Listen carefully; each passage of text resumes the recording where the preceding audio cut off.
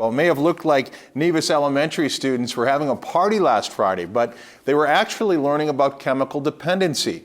High school students organized a fun-filled wellness fair to teach them about drugs, alcohol, and tobacco. Becky Parker shows us how they played their way to a drug-free lifestyle in this week's Golden Apple.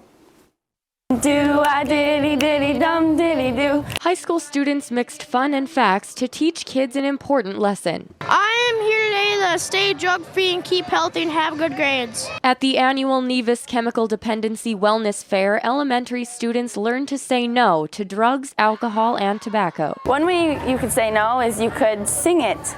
No.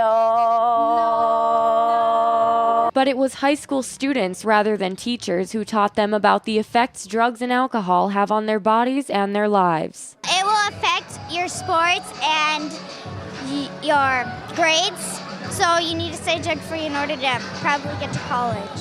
The setting gave them a break from the typical classroom routine. Between the music, games, and prizes, this definitely isn't your typical wellness fair. 9th grade students put on the event with a different theme each year. This year's fair had a music theme, each booth representing a different genre.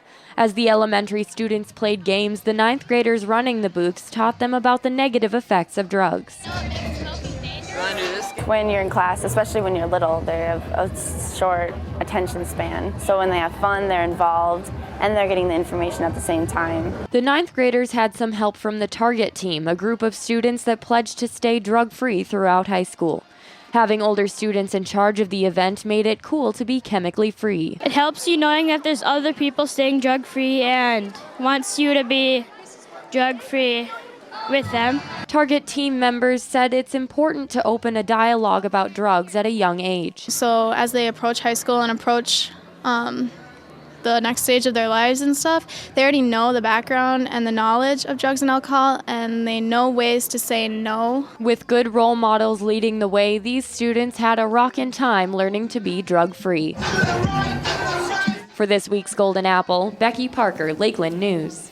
Students spent days transforming the gym for the fair, and then they tore it down in about 15 minutes once it was all over. Usually works that way, doesn't it? It does.